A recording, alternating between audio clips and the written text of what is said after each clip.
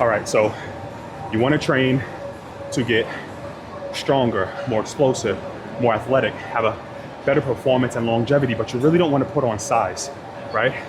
How do you do this? I get this question a lot from basketball players, sports that don't require a high level of size or weight management, but are very skill intensive.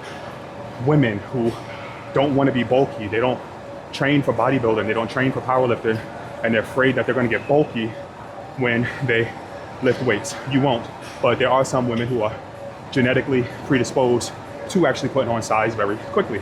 So I get that. So how do I train to get as strong, as powerful, as fit as possible without actually putting on muscle? Well, first and foremost, we need to understand that when we're training strength and power output, we are training the nervous system. The nervous system is what helps us actually produce force and produce it quickly. Well, don't I need to have more muscle in order to be stronger? That helps, but that's not the primary mover of strength or the primary influence of strength. It's your nervous system. Think about it like a house. Our electrical system is what gives us the power outlet or the power output. But we can upgrade the electrical system without building a bigger house or without putting additions on the house. Our electrical system, smart thermostats, solar panels, whatever it is, don't have to come at the expense of putting a bigger house together. So now, how do I do that? I do that by training heavier loads, 85 to 95, even 100% of your 1 rep max at times. This means that if you can lift 100 pounds, you're going to train at loads of 85 pounds or more. This means that, or then you're going to do it at a lower volume.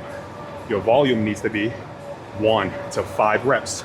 Try not to move into the range of 6 reps or more, because we studied that 6 really hard reps at a mechanically fatiguing exercise or intensity is going to actually help you put on size.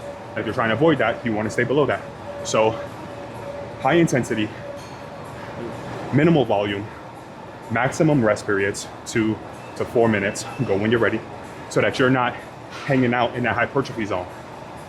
This allows us to minimize fatigue as we're lifting heavy, because our nervous system has to recover in order for us to move that weight again, because it just did such a high output, right? Think about if you plug in a very high wattage electrical appliance, it's going to put a lot of strain on the electrical system, and sometimes you'll have a short circuit breaker and you have to go reset the breaker.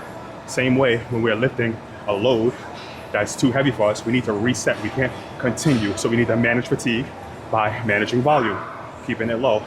And then while we manage fatigue and volume, it allows us to have maximum intent with every rep and every workout, right?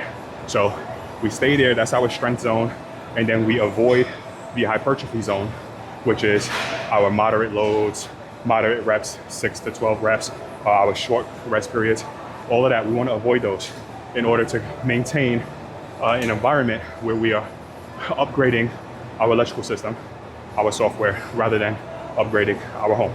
So that's basically how we do that in a nutshell.